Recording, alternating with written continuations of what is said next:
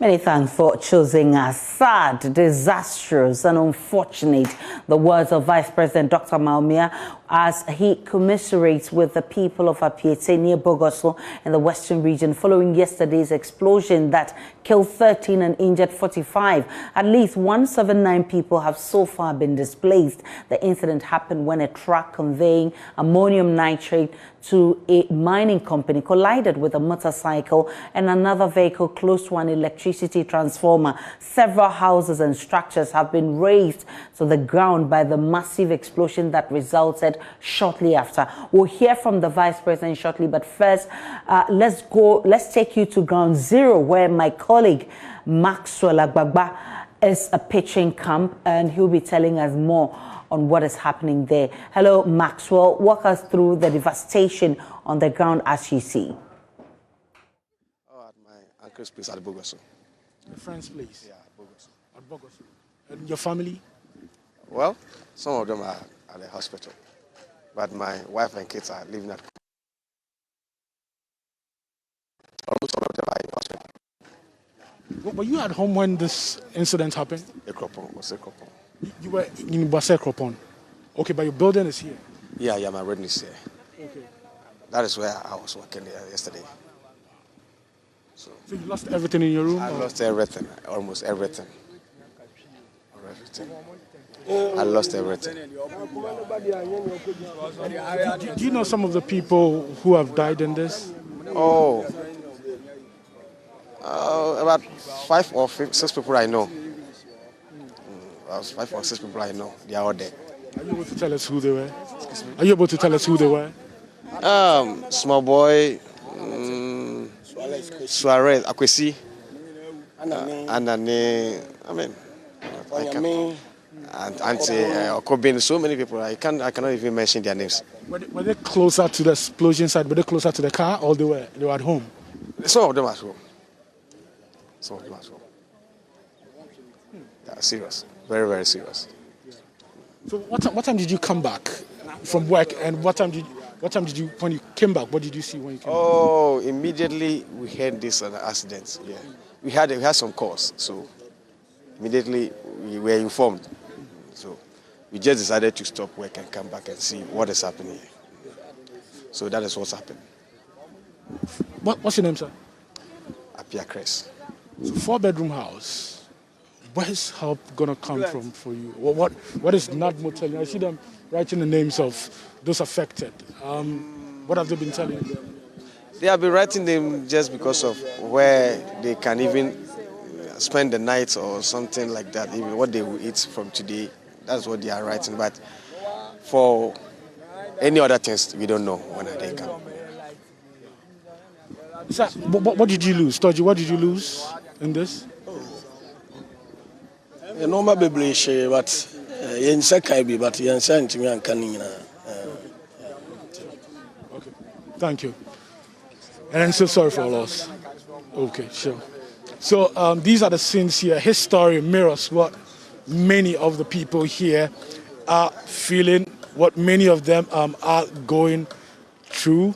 A cloud of grief still hangs on this community. Many of the people you see here have lost their source of livelihood. They tell me that they have no place of abode. They have no place to lay their heads this evening.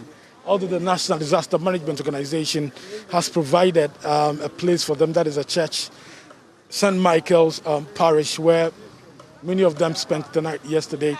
They tell us the conditions there, not really the best. They would have to manage. But they say it's not up to what they have here at their homes. But when you come here to the ground, we have all the emergency services here. We have the Ghana National Fire Service. We have the police also here. We have the soldiers also here. Just some minutes ago, the Inspector General of Police, Dr. George Ekufo Dampare, actually addressed all the security agencies here, all of them coordinating efforts to provide some respite for the people here. Now, just about 100 meters away from where I'm standing is the community itself, ground zero of the explosion. You can see personnel of the Ghana National Fire Service. They are still here on the ground. I'm taking you closer to where the explosion itself happened, very close to the road leading to Kumasi. And there on that road, the road itself was damaged to the point that vehicles were unable to use it. But first responders, quick efforts to reroute the main road here. And so drivers would have to navigate, would have to maneuver the way around the big crater, the big hole that has been created in the middle of the road as a result of the force of the explosion. I'll be taking you closer to see what it looks like. But you can see the number of ambulances, here, Ghana National Fire Service. What right now are some of the electricity transmission lines which were brought down by the force of the explosion that happened yesterday. As it stands right now, this community has been flattened. So yeah, there's nothing like power supply for this community. But what is happening also is that it has affected adjoining communities here. And so since yesterday, they do not have any source of power supply. We've seen personnel also from the Electricity Company of Ghana trying as much as possible to restore power to the adjoining communities. They, however, told me that it will be difficult to restore power to this community that has been flattened, everything destroyed, totally destroyed. What you see now is just a community of debris and uninhabitable structures. Nothing at all can be salvaged from all these structures that you're seeing. Roofing sheets, household furniture, cooking utensils, properties, television sets, all of them completely destroyed. The explosion was accompanied with fire. So what happened was that we had blazing fire here in this community. So for some of the structures, you can see blackened walls. And the Ghana National Fire Service was called in to extinguish the fire. Now, what is shocking, and which actually gives you an idea about the extent of devastation and the power of the force and the explosion that destroyed this whole community. Now, across the street, about 50 meters away from this place, from the community itself, is what looks like a church, flattened, completely destroyed. All gone. The roofing sheets, the walls, everything gone. And you can see we've had personnel from Operation Calm Life here on the ground, making sure that all is calm here, making sure that there's decorum here. We've also seen personnel from the National Disaster Management Organization also here coordinating relief items for the people. So there's a tent here where those affected can go and register. Now they take their names, where they were staying, what the items that they lost in the explosion.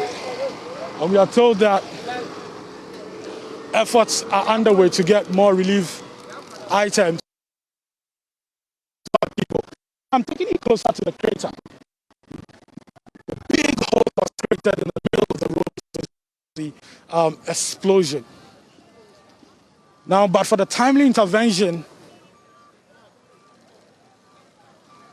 of the first responders and the security agencies, it would have been difficult for people to travel to Kumasi because the explosion which happened destroyed the road. The power of the explosion created a huge crater in the middle of the road. You can see. So this is running through the middle of the road here. Very big. It has been cordoned off. this is what a crater here looks like. So deep, even from this point, I can't see the bottom of it.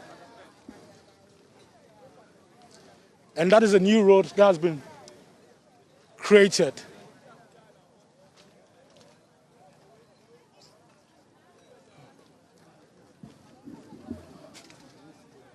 For the vehicles to use.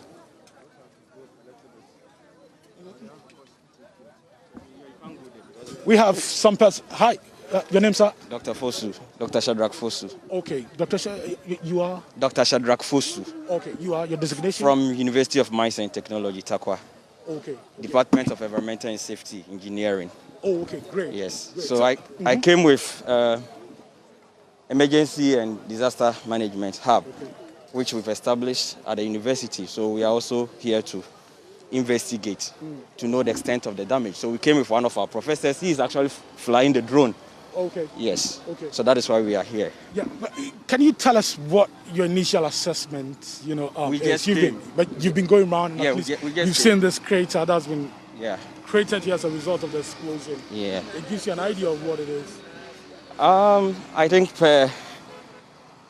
what I've been hearing, I heard there was this explosive van transporting explosive from Takwa to one of the mine. And the material that the van was carrying is handful.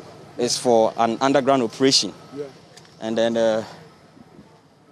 per the LI, I heard there was an escort, and the escort has to be by 50 meters away from the van. And explosive van cannot go beyond 60 kilometers per hour. Okay. It should be within that. So in the course of the transportation, I think the van, one of these tricycles or motorbike called Pragya, crossed the van. And then... I want to tap into your expertise. What do you think, what can we do to make sure that this does not happen again, to make sure this does not recur? Anything you think we can do? There are a lot we can do. I think education is very, very important. We need to educate the public. And then based on, for the transportation of the explosive, there are rules and regulations. So I don't think I can blame it much on the driver, but there are a lot of things that can be done. And then I have my senior colleague here who is expert in incident investigation and accident investigation, Dr. Sten. So that's it? Yes. Okay, let's talk to him. Yes. Okay, thank you. Okay, thank you very much. Let's speak to him, some experts on the ground. Let's speak to them. Let's find out from them what their initial assessments are. Sir, you're welcome to JoyNews. Yeah, just a minute. Okay, I think he's speaking to someone on the phone. But the earth-moving machines you see in there, I can't actually go inside. digging through the rubble. Digging through the rubble to make sure So I have the GPS that we do not have any persons buried under the rubble. The whole Appian community is now rubble and debris. They are flying to. Just rubble and debris. Let me speak to someone from the Takwa Gold Mines. Yes. Okay, Ashanti Gold Fields?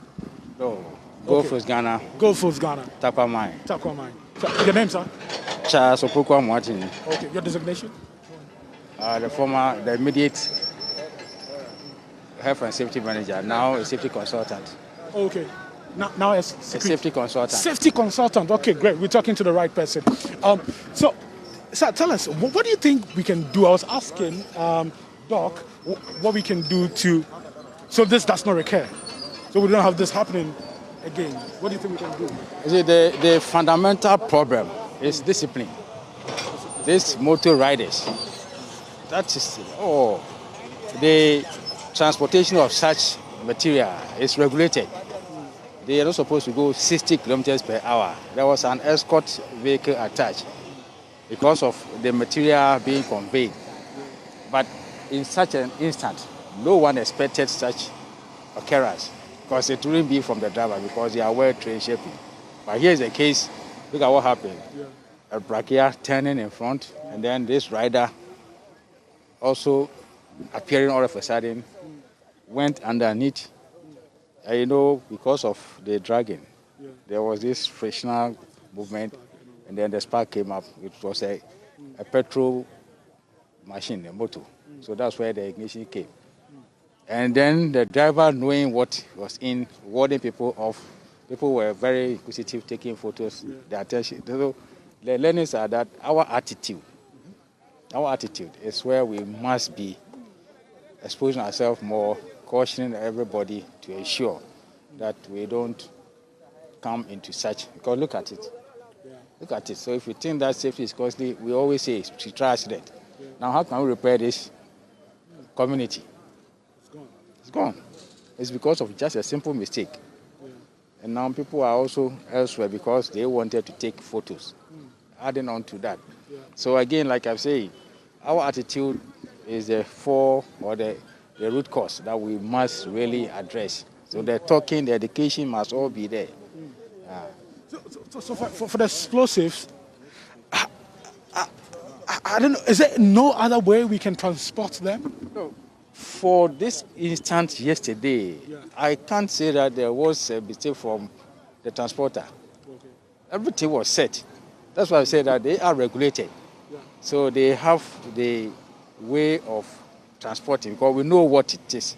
And if there should be any slightest occurrence, these are the things that will be seen. So we have put a lot of cautions in place as far as the transportation goes. But for the other side, that is the general public, adding on to is what I'm stressing on the attitude. Because if had it not been this rider's mistake, this thing wouldn't have occurred at all. Because in the highway, they're not supposed to go more than 60 kilometers per hour. Because of if there is any occurrence, we want to ensure that we minimize the damage. So in town, it will be me going left. 30. 669. Yes. Dr. Eric Stem. Eric Stem. Stem. STEMN. Yes. EMN. Yes. I am the coordinator for the disaster and emergency management. Disaster and emergency management. Yeah. So I have another safety expert here with me. He's going to introduce himself. So you're welcome to JoyNews. All right, thank you very much. My name is Dr. Eric Stem. I'm with the University of Mines and Technology, and I'm the coordinator for the Disaster and Emergency Management Hub, and then also a lecturer with the Environment and Safety Engineering Department. Okay. Well, we understand you have some knowledge about explosives and the kind that caused this devastation. Are you able to tell us what kind of explosives they were? So first of all, let me just shed some light on maybe the cause of fire and explosion. There are three things that are needed. So you need a source of fuel. Okay. You need oxygen, and then you also need an ignition source. Okay. Oxygen is readily abundant in the environment, and therefore it's something that we can less control. Okay. And then with respect to this explosion also, the fuel is the explosive itself. The explosive that was being transported, according to the Minerals Commission, is amphil. Amphil is used underground for the purposes of blasting. And you have that. And then you also need a source of ignition. So I think if you look at this particular accident, the investigation should focus on these three. Like I mentioned, we can do very little about oxygen because it's readily available in the environment. Exactly. We need to look at how the LI, which is on explosive, we have a mining and minerals regulation, focusing specifically on explosives, handling, transportation, storage, manufacturing of explosives. So the LI gives a lot of requirement on the transportation of the explosives. I think the investigation would focus on the packaging, on the transportation, whether all the requirements of the LI was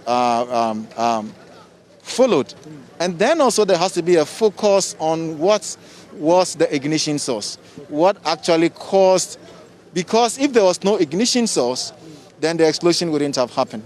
So the investigation would actually focus on that. And then from the initial information that we have collected, we learned there was a motor bicycle that actually went underneath the track. And because of friction, it will generate some spark. Additionally, the tank, the fuel tank of the motor vehicle actually got burst. And therefore, there was leakage or spill of fuel that actually caused the initial fire. and then the explosion actually followed. Yes. So I think in terms of the investigation, the investigation should focus more on these two areas to understand what actually resulted in the explosion. So what can we do? Is there anything? Do we have control over some of these things? I was asking the other two colleagues what they think we can do to prevent this from recurring. There are a number of things that we can do. And like I mentioned, the LI actually focuses on preventing a number of these things. Okay. The first has to do with the transportation of explosives.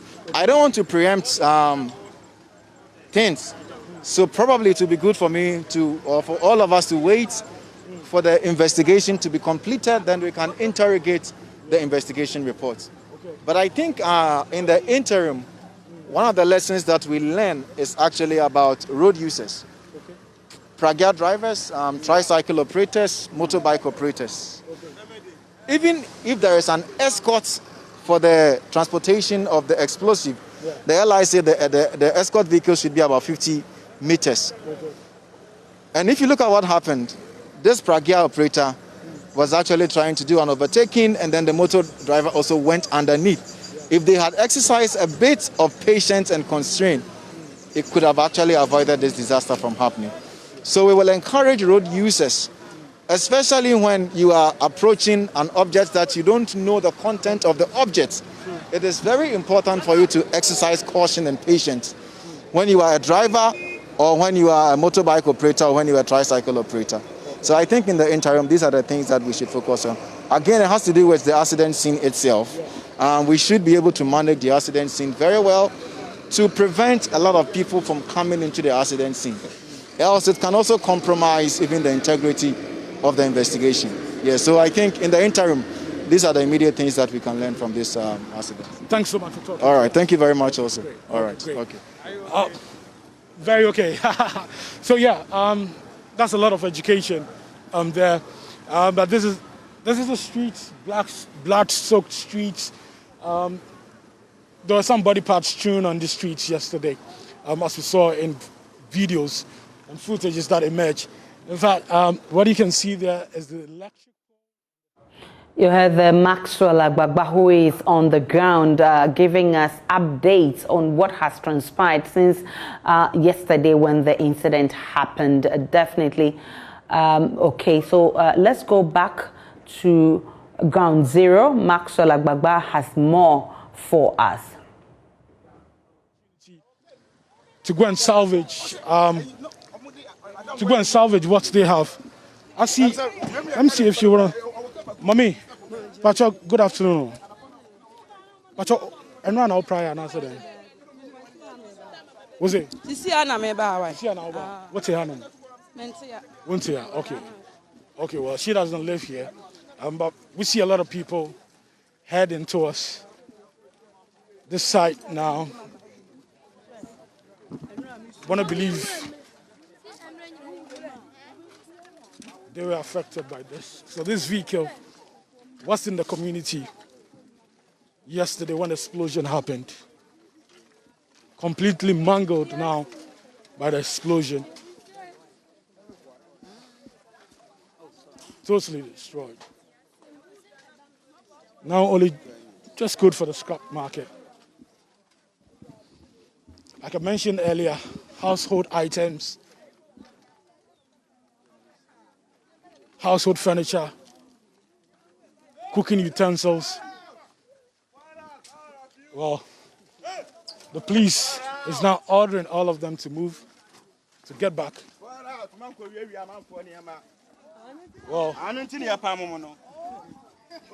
Well, the man going there in the local language says they don't want them to steal from this place. In fact, ACP Kwesi Fori, Director of Public Affairs for the Ghana Police Service, said this place remains crime scene. And the police officers here are making sure that these properties are protected and the owners are able to salvage them later when they recover from the hospital. Unfortunately, some of them died in the process. Hi, what's your name? My name is Mbila Edek. You live here? Yes. What did you lose? Okay. No sure. Then I'll show you. I had it. Yeah, any paper be waha. What done for 4 can one now? And down for 4 county. See, I'm going to Omoye tray into Omoyi Bago. Me and Sunday, your home. Into Me and son. there be almost a home. Omo and penny so be you on my. Into I say, yes, almost Much you answer that. there be almost said down. Not Dano one fan. by Cho Dano, I see. And the Dano Bubu Gomes. Dano In some one fancy. by Cho, about home you know the Omonde no quality. You know, a candy almost a home. Almost a person when you mind so almost all when you mind. Ah, that's saying almost a Dana said, I dine good idea. Mamma, Omu and answer Mau, Mau, now, I want to ask you. Say, one for side. By Joy, SIC. I didn't know person be your mama. Ah, ya casa, I can't mind.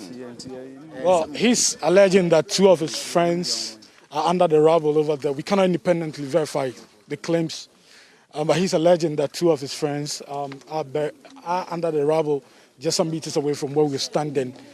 And Ampana,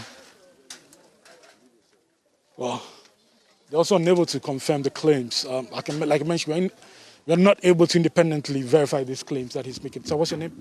Anthony Pryor. Anthony Pryor. You live here? Yes, but I'm West Oklahoma. Yesterday I came here. Okay. Yeah. But what did you lose? Yeah.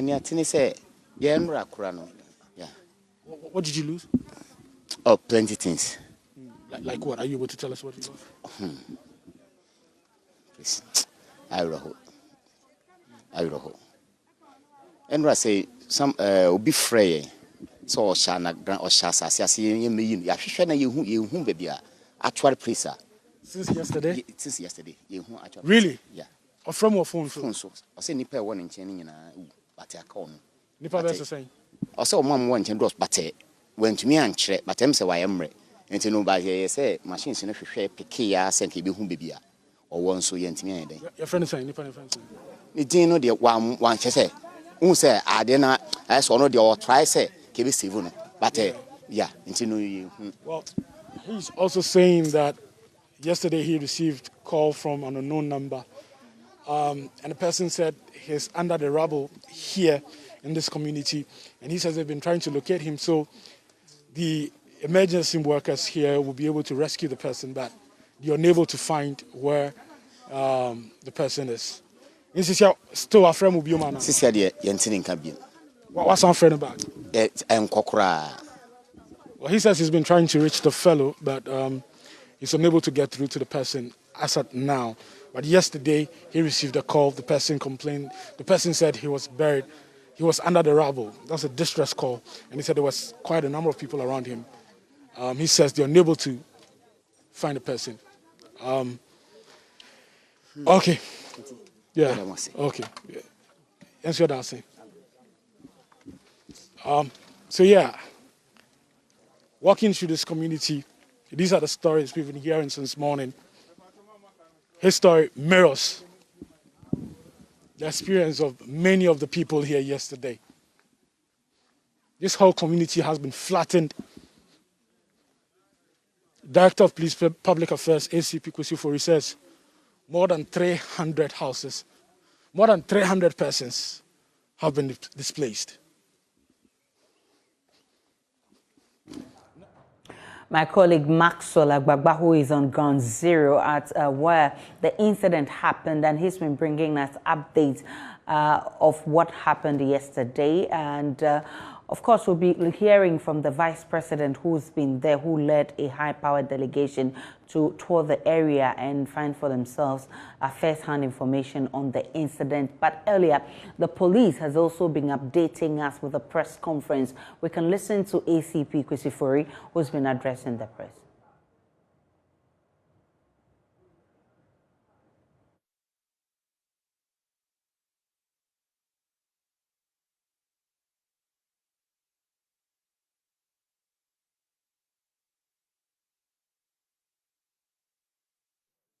Thank you for making it here.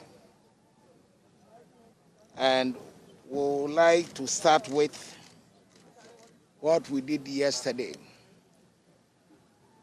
Since yesterday, when the information of this explosion got to us, we, the security services, the police, fire service, National Ambulance Service, National Intelligence Bureau, and NADMO, we quickly moving to save life and property. By so doing, we quickly intervened and assisted the injured, women, children, and the aged. That was done quickly, and the injured were conveyed to hospitals in and around Bogoso. The serious ones were taken to Takwa and Okomfanoche Hospital and Kolebu. As we speak, they are recovering. The medical teams are doing everything possible to get them back to normal life. And that is a very good job done by the security services. Let me also say that following our brief yesterday at the national headquarters,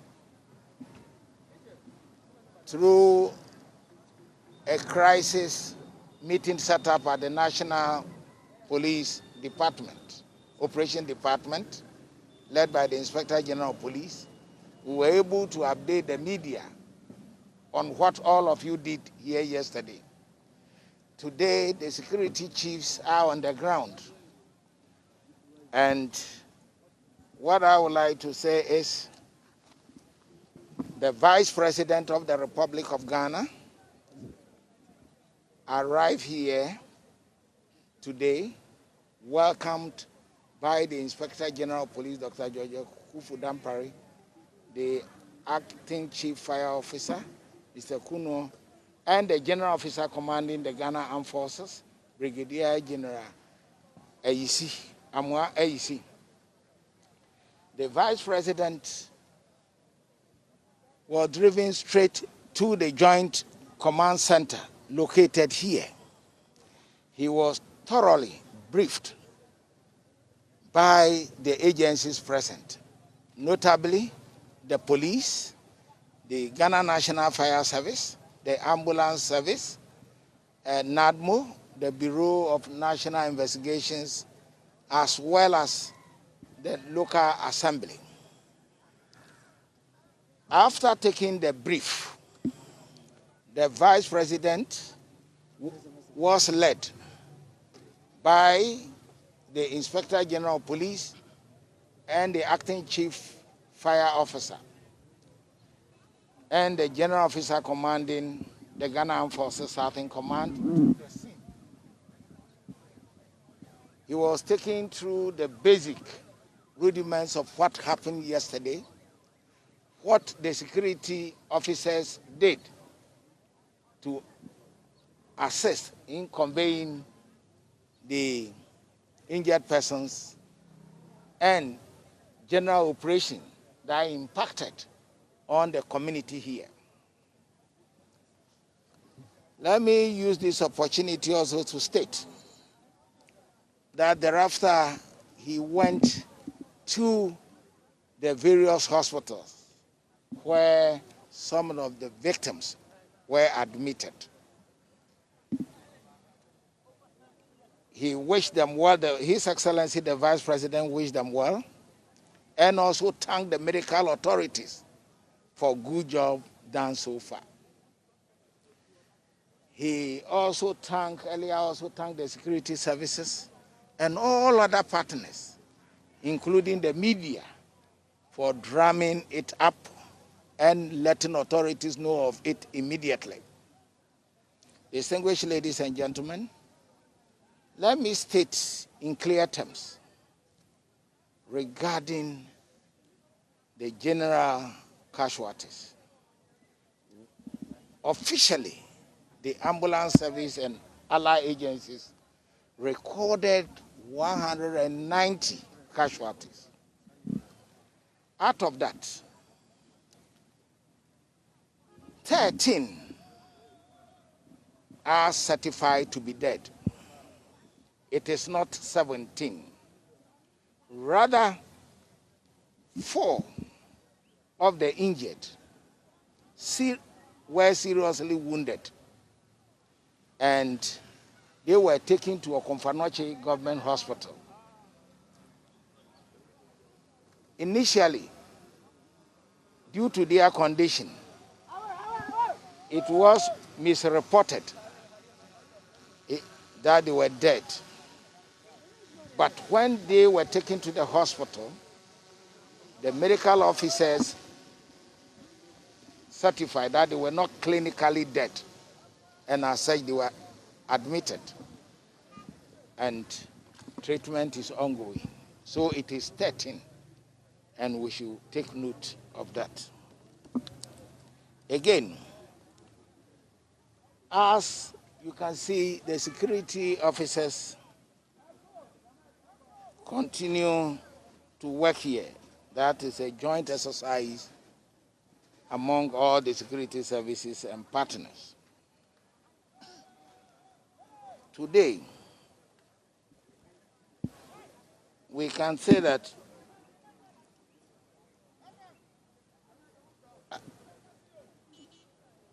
"36 are on admission at the moment, and 96 have been discharged, and they will be reporting to the medical authorities as and when necessary.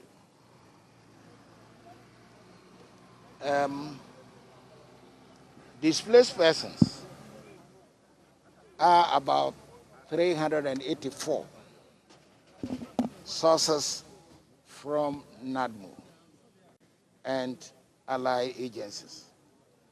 And the displaced persons are presently housed as a Michael Parish at Bogoso, where the Vice President also visited, made donation, among others. And we can all attest to the fact that effort is being made to let them feel at home and comfortable. Whilst agencies like NADMO have conducted risk assessment, have done a lot of work to see how best they can assess them with resources to better their life. And the internally displaced persons would be taken care of, and the police will continue to offer them security. As even I speak, our presence here, those houses that have not been destroyed, those that have been destroyed, the police are there to protect the properties here. The police are here to protect the individuals here and the displaced centers. And even at the hospitals, where many are, we are there to provide security. We are also here ensuring that we manage the traffic situation. We are also grateful to the Assembly, the police, the fire service, and NADMO for making it possible to reroute, to create a new route for them, whilst efforts are underway to take care of the major route. Again, we've also seen the electricity company of Ghana trying to fix or give back electricity to the affected people. So, the Inspector General of Police, Dr. George Ekufu Dampare, the Chief Fire Officer, and the General Commanding Officer of the Ghana Armed Forces would like to register their deepest appreciation to the good people of this place, the media, and I will continue to work in concert with other security services to ensure that they gain back their life. And regarding reconstruction and other aspects, the appropriate agencies are also considering to make sure that they get back to normal life. On this note, let me thank you all for coming. If there are questions, you are allowed to. Do you know the whereabouts of the truck driver? Let me use this opportunity also to state that the truck driver is in good health.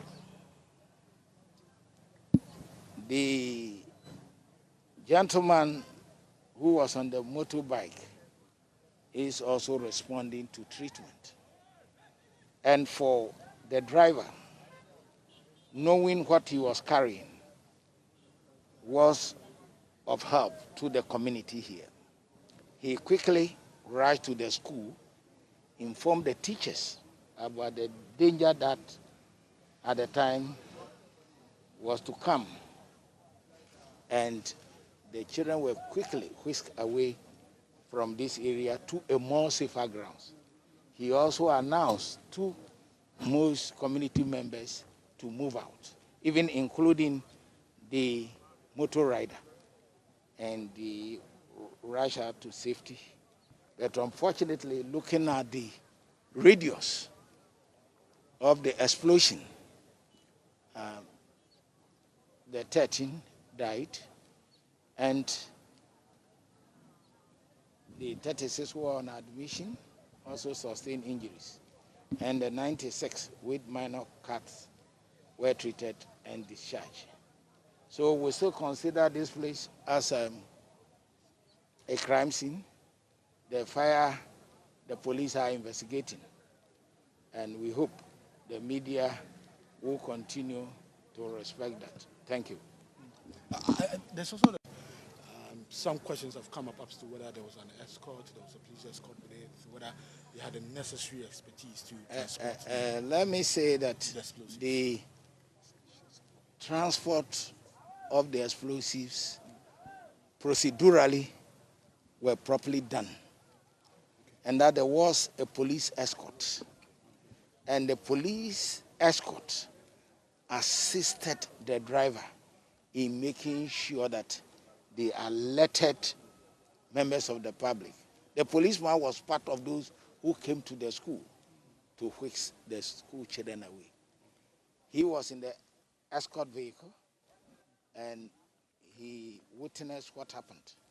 And even their escort vehicle was also used to evacuate the injured. So, but for that, the casualty would have been higher. Yes, had it not been that, even looking at the school building and looking at the number of school children in there, we could have registered something bad. But thank God, they really assisted and spread out information about the danger. And a lot of people managed to run away from the place that is now the crime scene. Okay, thank you. Hello? Hello? Yeah, hello. Good afternoon.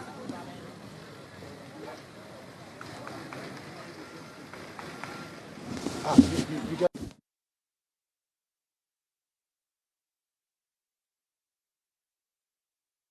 So you heard that the police updating us on what has transpired so far, and ACP Kwesifori also made the point that the driver carrying the vehicle which caused the explosion actually warned people around, and even went to a school which was close to the incident, and to help whisk away the children from the school, the disaster would have, the impact would have been massive without all these warnings from the driver.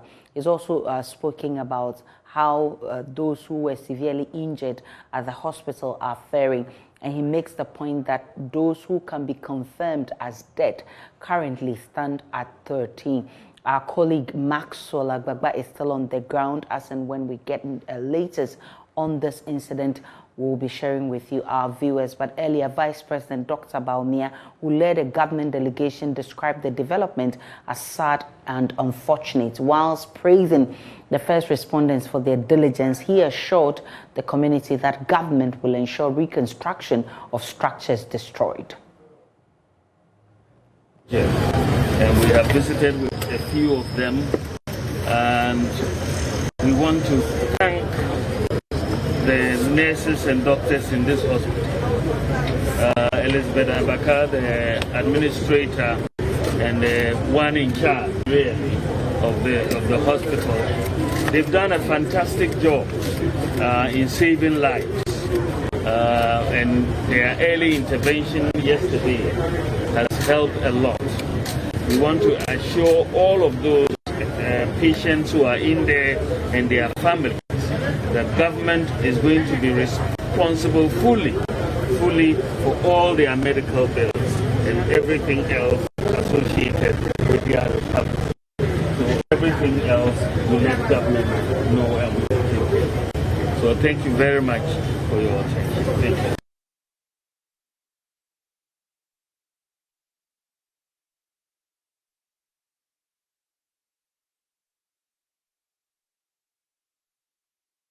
Lands and Natural Resources Minister Samuel Abujinapo says government will punish anyone whose negligence may have led to the explosion. Commensurate with the bereaved families and also sympathize with the injured. The focus of government now, I think, are in twofold. The first is to provide some relief, and I know that NADMO has been working overnight to be able to send some relief to the displaced people and also care for the injured. And the second is to assemble the preliminary facts. The Ghana Police Service, the Ghana Fire Service, and of course the Ministry of Lands and Natural Resources, working through the Minerals Commission and the Inspectorate Division of the Minerals Commission, is working to assemble the initial facts so we get to understand what are if you want, the very basic facts, what caused this, under what circumstances did this accident occur. And thereafter, I believe the broader inquiry can come in. But I think first of all, we need to concern ourselves. We are going to concern ourselves with the efficiency, the extent of the relief effort. That's very important. And then also the injured and the circumstances of the injured, and generally commensurate to the community, and be able to get a briefing from officials of the security agencies who are on the ground and working, where they've gotten to with their work and what is the state of affairs. So this is really an initial step by the government on the instructions of the president and led by the vice president himself. The Minister for Interior is a member of the team, myself, the Minister for Information, and several other government officials. But as we speak, the security agencies are already on the ground. NADMO is on the ground. And they are crisscrossing and making sure that all the interventions which ought to be made are made. And this visit, I believe, is going to ascertain what is the state of affairs on the ground.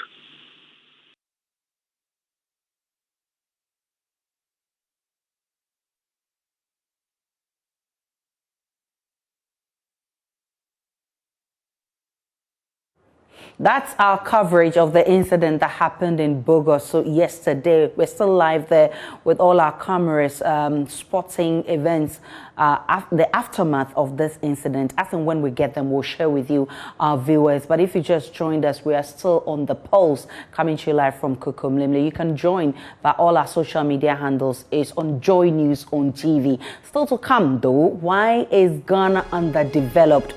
We'll pick some answers to this burning questions from a leadership and management consultant. You also want to stay for a continuation of our conversation on getting decent retirement benefits post our work lives as monthly pension for pensioners on SNP pension payroll increase. Our focus this afternoon is on showbiz. The simple question we're asking is, how is life after showbiz? We have more after this break.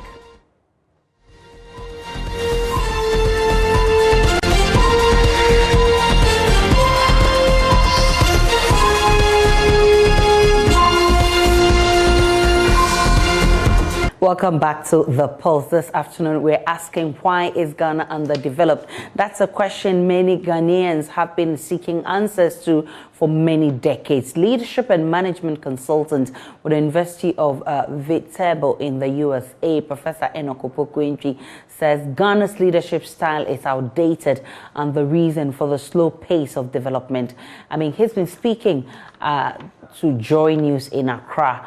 We'll be speaking to that professor of leadership and management at the university, and he will be telling us more after this one.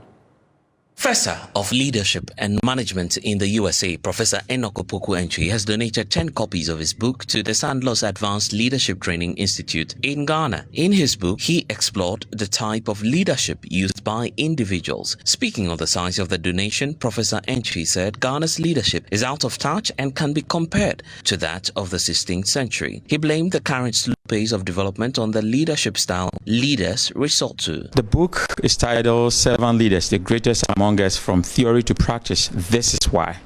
It's on Amazon, Barnes & Noble, and everywhere. The state of our leadership is still at the 16th century, what Machiavelli said. So we are 500 years behind in leadership, which is really strange.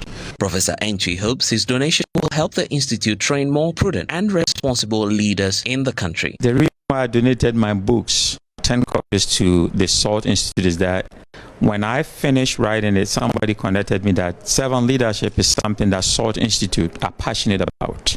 And I decided to connect with them in Ghana, get 10 of them to the library so that their students can read and then understand it. So I want this to motivate them to raise world changers who are 7 leaders. And that's why I did that. So it's just a seed I've sown, and I know it's going to reach out to most places and most institutions in Africa. Receiving the books on behalf of the Sandals Advanced Leadership Training Institute, the registrar of the institute, Michael Ama, took a swipe at the leadership in the country. He believes that Africa is at the point where it needs what he terms leader transformation. It's obvious to us that, in our country where there's a lot of nepotism, in our country there's a lot of people don't show a very altruistic characteristics when they find themselves in places of power. They think about the self rather than the people they serve. A leader is supposed to serve. Leadership is service. If you're placed in a place of authority, your responsibility is to see that the persons who give you the mandate, those persons, their ideals and their aspirations they have are met. Not to amass wealth onto yourself at the expense of the poor taxpayer. But this is what we see happening in our country. And we believe that Africa is at a point where we have to bring about this needed transformation. If it doesn't happen, too bad. Then we'll continue lagging behind other countries and other continents. Reporting for JoyNews.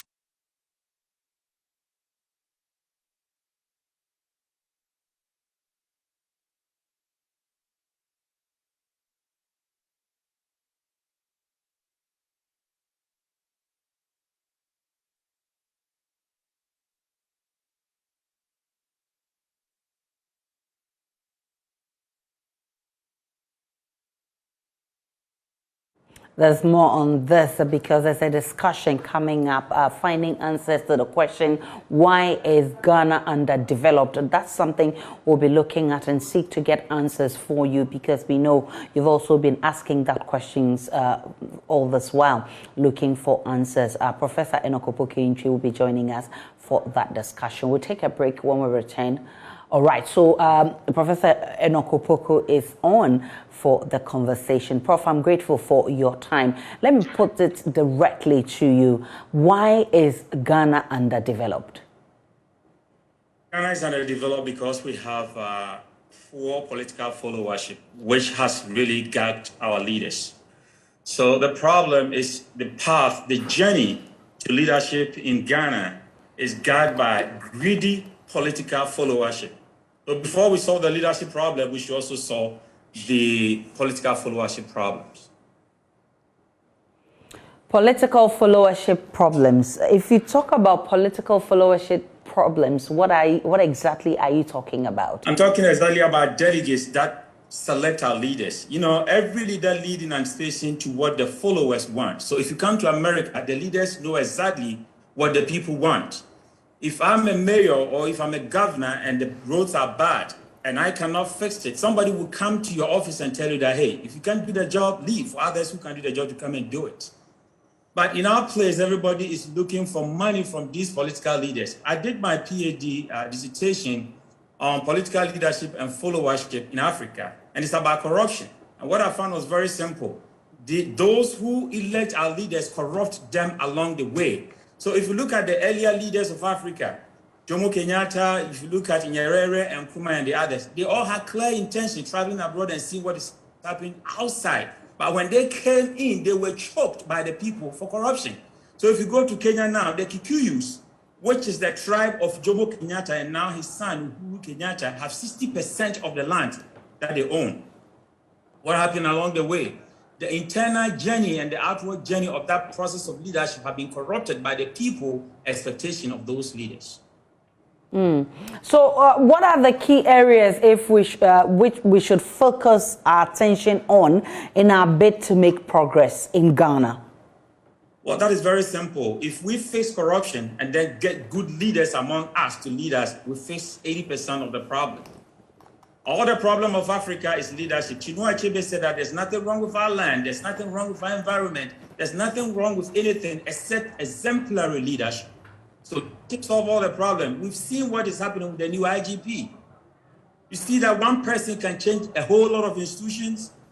So that's what we need. We need leaders who are servant leaders, who will serve first and then lead seconds. Leaders who will listen, leaders with empathy, leaders who will heal the people, leaders who are aware of the problems we have, leaders who will persuade our people for a common good, leaders who will conceptualize with new ideation, leaders who have a foresight, leaders who are stewards with themselves, with God and the environment and their neighbors. And then we need commitment to the growth of the people and leaders who build community.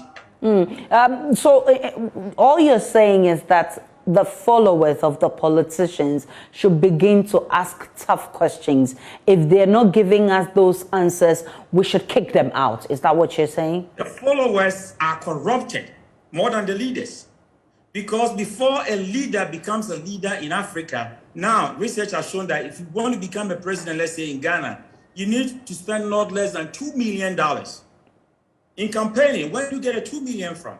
Individuals are going to give you A, B, C, D money. Now, once they do that, you are indebted to them, right? So let's take an example of Africa, why we are not developing in the first place. We depend on these wires for loans. Now, if somebody is giving you money for food, clothing, and shelter, they have taken your brain away from you. So we think we're smart. We come into white people, oh, give us loan this. We write proposals. You know, the proposal look as if we are dying, so that they give us money and we share the money. The whites know what they are getting from us. That is why we are not developing. They will tell you that they know what we have, we don't know what they have. We have everything except leadership, the brains to turn those resources around for our people. But the whites don't have anything. I live in Wisconsin in the US where it is snowing almost 9 months of the year, but they have only 3 months to grow corn and legumes and they export the rest to us. We have a whole year to grow those things. What are we doing with our brains? So what would you recommend we move away from here? Certainly we cannot be here forever and ever. We need to get the right leaders. And how do we do that? We need servant leaders, people who want to serve first and lead second, those who are not in for empty glories. So we need people who have deep commitment to listen to the concerns of the people who are problem solvers, leaders who are very honest with themselves, leaders who are focused on what is able to accomplish, leaders who lead or lend a hand to the people. Now look at what is happening in Bogoso. In any advanced country, if you have an explosive car driving on the road, you have 3 cars in front with red flags and 3 at the back with red flags showing that, look, these are explosive, so you can never overtake that car unless they sit. But enough, we have made life cheap. Instead that until something happens, we don't work on that. Those are not leadership. In leadership, you anticipate for a problem before they happen. But unfortunately, we are not doing that. Look at our land allocation. Where is the leadership there? Lands have been sold to different people. There's everything. People build anywhere. You see, where is the leadership in there? People are doing sakawa. People are doing money dumping on TV and radio. Where is the leadership? What is our parliament doing to make laws to fix those problems? In leadership, you solve problems. If you cannot solve problems, get away and let those who want to solve the problem come in and solve the problems. But more important is the people who are supposed to be holding these leaders accountable, who you say are more corrupt than the leaders. Why do you think this is so? It is so because the situation is that people are also suffering. I've been in Ghana for over 4 months. I just returned.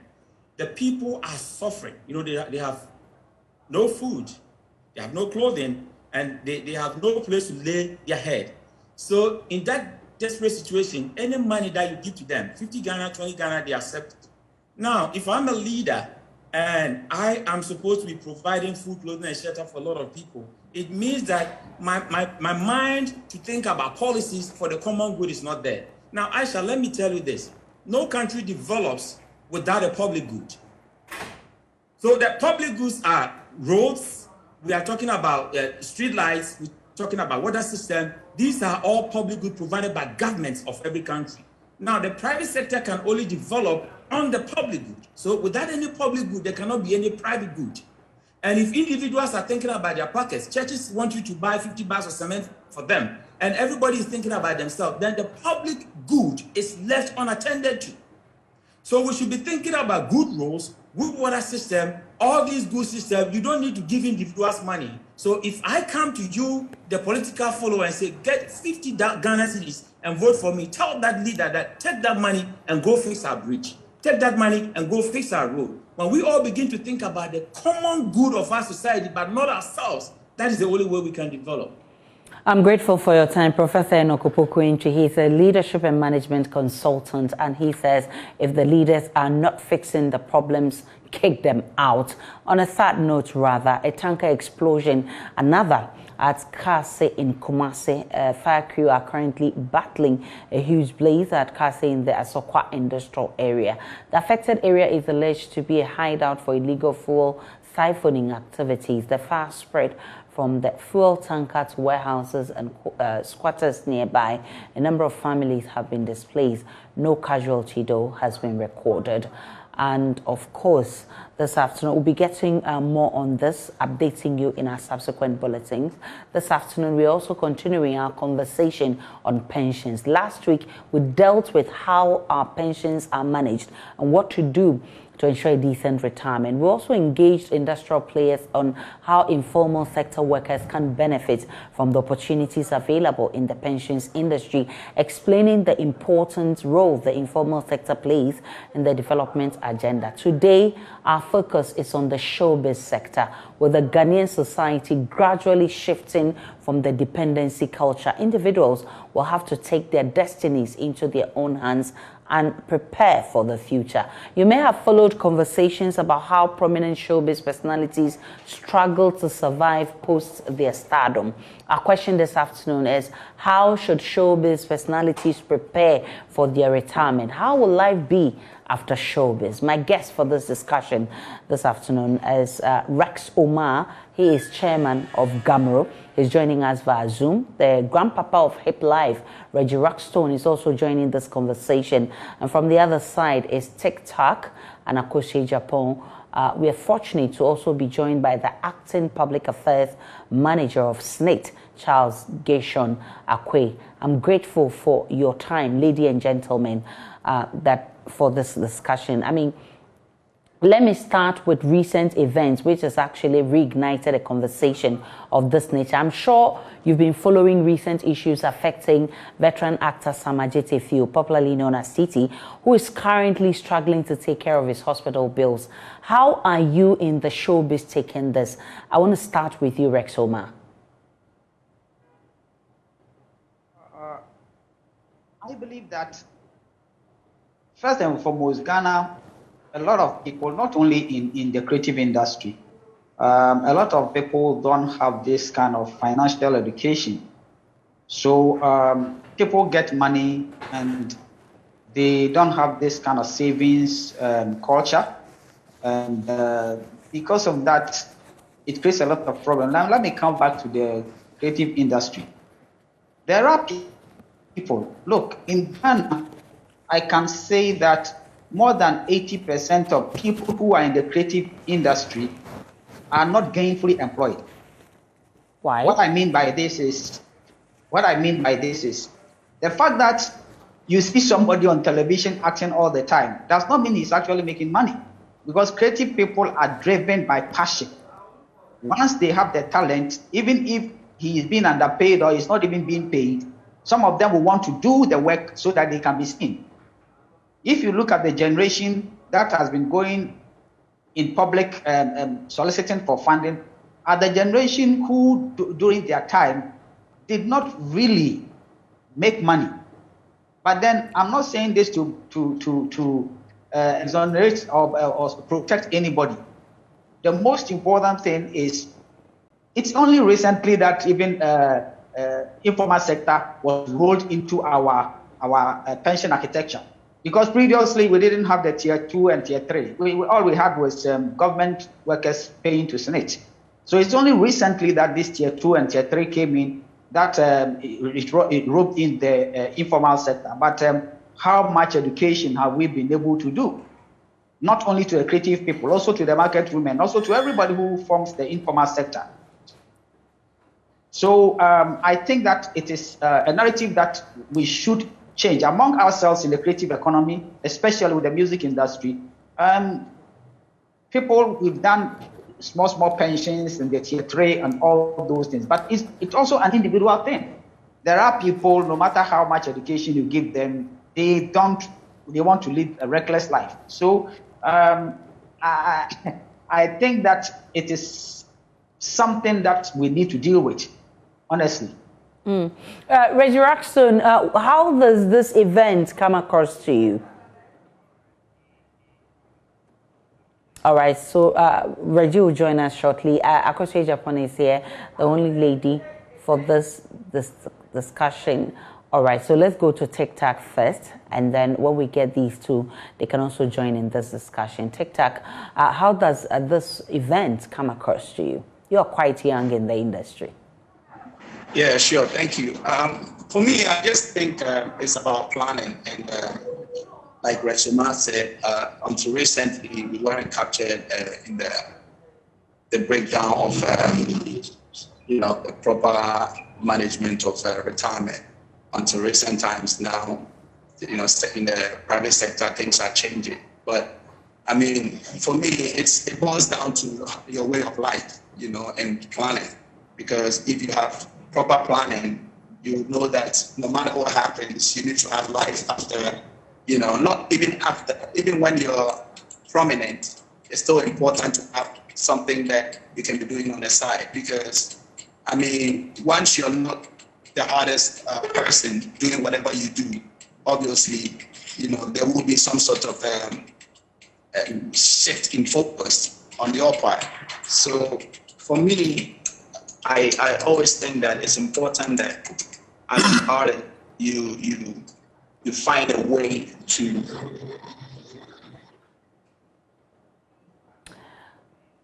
All right. So TikTok has frozen. All right, so we're having internet connection with TikTok. Let me bring in Rexoma again. This is not a peculiar only to Sam Ajete Theo. We've heard about many other prominent artists, actors who retire and now struggle to fend for themselves. I mean, how big is this problem? Thank you very much. This problem is very big. Honestly speaking, it is scary because, as I said, a lot of the people that we see in our creative economy, if you don't, by some reason or some advice, find something to support you as an artist. I mean, do another business to support you as an artist. Unless you are part of the, let's say, 10%, top 10% people who are making real money, that you can invest some to sustain you in the future. Most of them are not gainfully employed. So the one he's even earning, it is intermittent. I mean, he does something, gets some small money, 3 months, and later, after 6 months, before he gets one show to play and all that. So it's not as if some of them make so much money and they don't invest. There are some of them who make so much money and they don't invest, but majority of them don't make that money. And also, even if they were making the money, unless a system like now that we can say, okay, we can do tier 3. I know that there are a lot of people in the informal sector, in the creative economy, that have subscribed to the tier 3 pensions. But when it was not there, it was not there. Yes, it depends on how your upbringing is. There are people that from the family, they will advise you investment and savings and all that. And it's only few people that have this opportunity. So I prefer that we would rather use some of these opportunities to encourage and advise people, especially the young people and up-and-coming people, to take investment seriously, because no matter what you do, one day you get old. And if we say investment, not only cash investment, you can invest in property, you can buy land, because land is only stuff that it keeps adding value.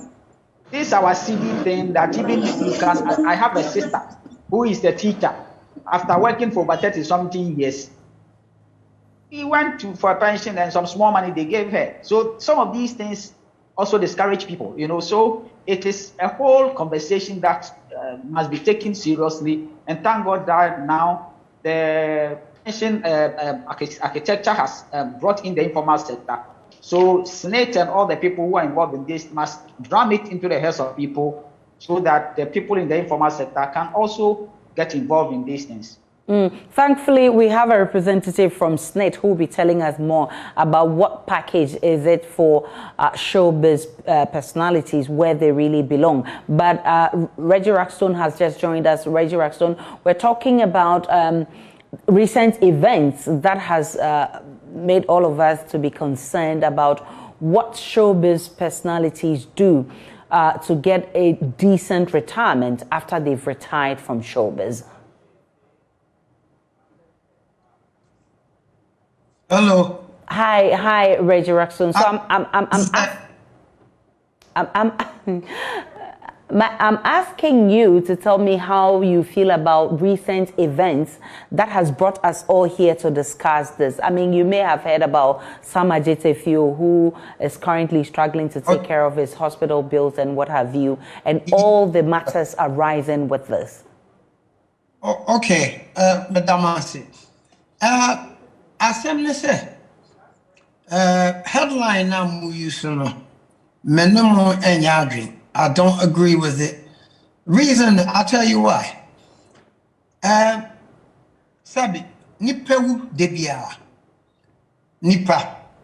Make us say obi ewu, and also obi ewu. Make us say yawu obi. So, in the order of life, somebody's coming in, someone is leaving. However, man must work. It doesn't have anything to do with people in show business. I know people who are not in show business, went to school, got a job, and fell on hard times because, you know, of the uncertainties of life. We've not ruled out that fact. In fact, we've been talking about pensions for different sectors. And today we are focusing on showbiz personalities, especially because you're always on TV, the fame and everything. And then just one day you're struggling. That's why we're having this conversation. Yeah, but I don't want to be put in the microscope on just. When I speak on this, I want to speak on. It's like recent. A lot of musicians just happen to pass away, you know, at a certain time. Hey man, say you're a musician is new wool. No, people die all the time. It's just because these people are popular. That's how you know. Yeah, that's what be over, baby.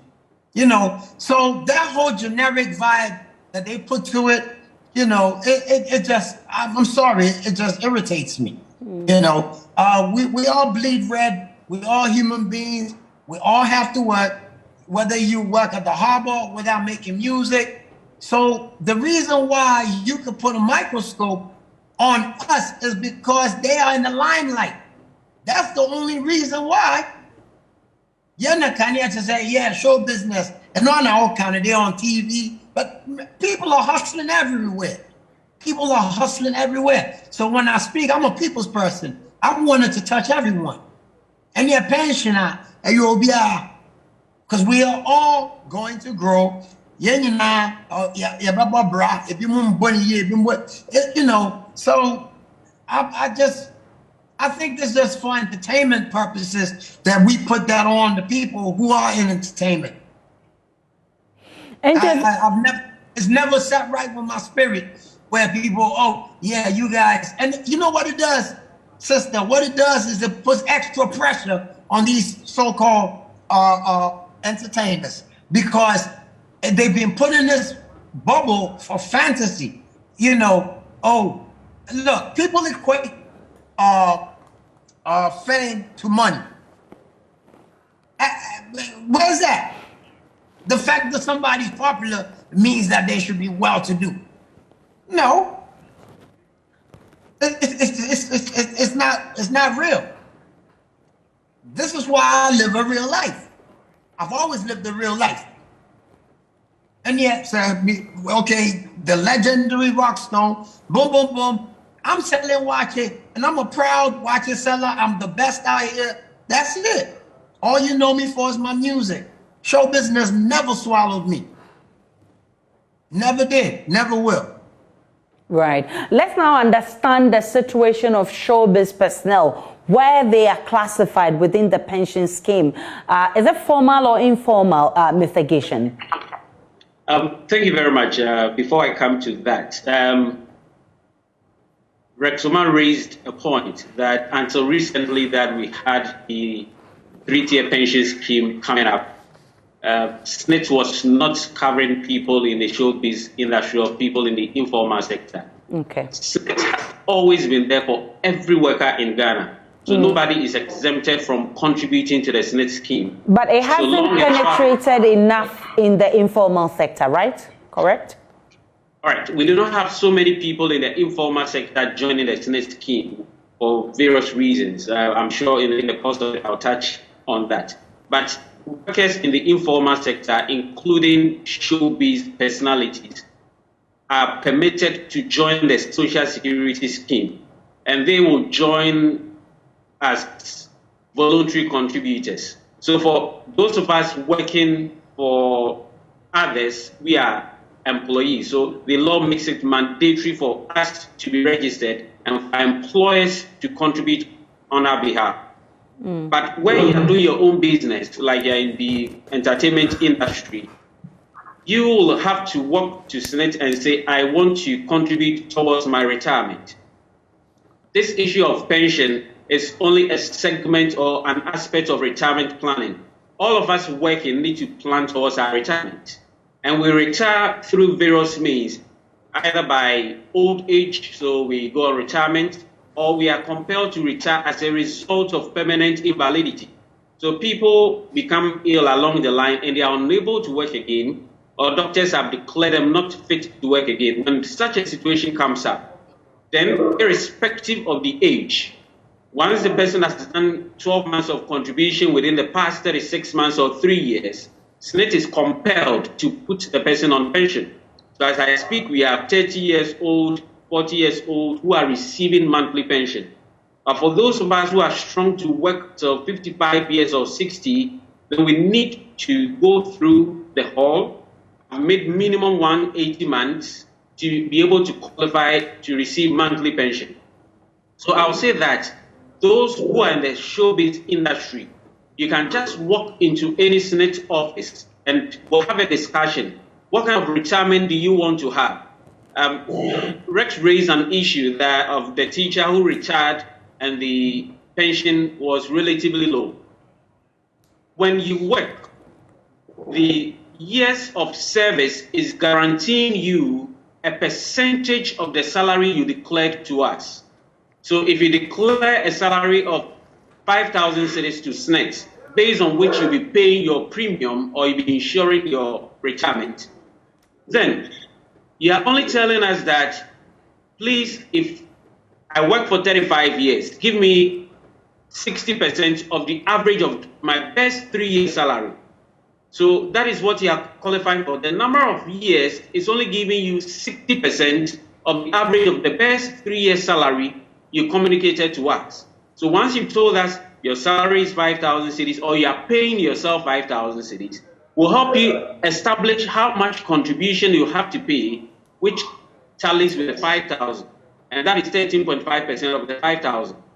Once you retire after 35 years or so of service or of working or contributing to SNIT, then we are going to give you 60% of that 5,000, which is going to be starting your pension on, say, 3,000 cedis. And this is subject to annual increment. So it is not the case that pensions are low. It is the case that the salaries on which people are contributing are low. So what you contribute will determine what you get. As it is, everybody can join the SNIT scheme irrespective of the work that they are doing. It is not for only formal sector workers. It embraces every worker in Ghana, and everybody is treated equally. It is not only towards old age, but it is also towards invalidity. So as we've seen with the informal sector, the last time we had the conversation, a number of them said they did not even know how to go about it, where to go, what processes to get themselves insured or to pay something small towards their future. I mean, what are the plans? And if you come to the showbiz sector, have you had some personalities showing interest, because you classify them to be part of the informal sector, right? Yes. So have you had some of them come up showing interest in these pension schemes? I wouldn't have names readily available, but what we intend doing this year, and the Director General of SNIT will be launching that pretty soon. This year we are focusing on the informal sector, and we've always been saying on different platforms that even before it is launched, we encourage everybody to join the SNIT scheme. Don't wait till the launch, because as it is today, the scheme is embracing everybody. We know some of the people in the showbiz industry, they have virtually formalized. So not everybody will fall into this category of informal sector. What we have realized over the years, for which reason we are doing this campaign to rope in more workers in the informal sector, is that there's this information gap where people in the informal sector believe that the SNIT scheme is for only workers in the formal sector. That is not the truth. So we are focusing on that agenda or that campaign, and we're going to get some of these showbiz players to support the campaign, so that we'll try and change this issue of old age destitute in our societies. We have a lot of people, not just in the showbiz industry, who are beyond the age of 55 or 60, now they don't have the strength to go about what they were doing previously. And they also don't have the means to cater for themselves. It is a challenge because they become, for lack of better words, a burden on their family, burden on society.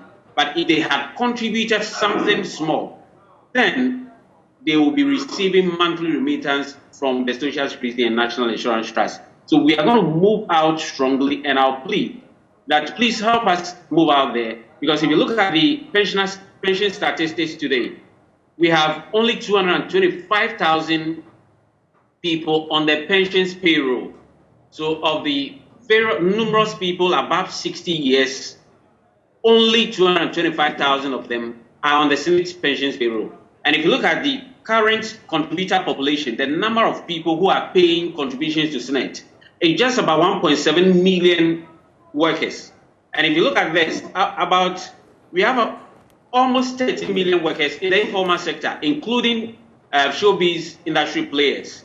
But how many of them are contributing? Just below 20,000 of people in the informal sector contribute towards their retirement. And that is why this year we want to drive that agenda to get everybody on board, those in the showbiz industry, those in the market, those doing their Uber, their Bolt or Yango, the trotro driver in the corner, the watch seller at the junction. We want to make sure that everybody comes on board. So in the event of invalidity or old age, they will have something to fall on from SNIT. Thankfully, Rexoma is still with us. With these assurances coming from SNIT, how do you intend to pull along your colleagues to actually develop interest in actually building a better future for themselves? Thank you very much. I think that for GAMRO, for example, we did a tier 3 for some of our members, but as I said, it's all education.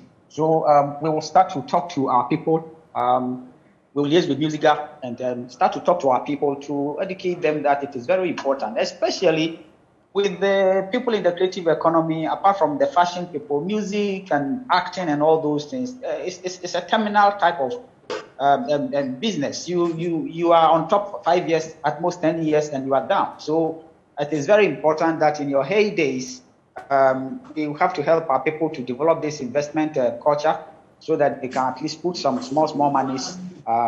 Because research has proven that most people who become rich in their old age are people who start early contributions over a long period of time. Then by the time you get to 50, 60, then you are okay.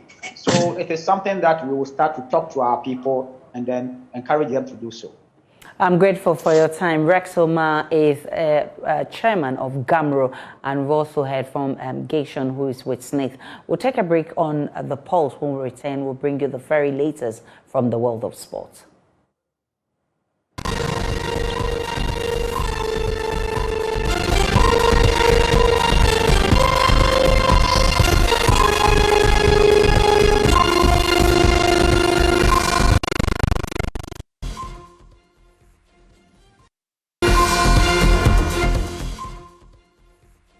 That's where we part company this afternoon. My name is Aisha Ibrahim. Many thanks for watching. For more news, log on to myjoyonline.com. Over there, you'll find more news and updates of all the developing stories. Up next is Let's Talk Showbiz. Enjoy the rest of our programs.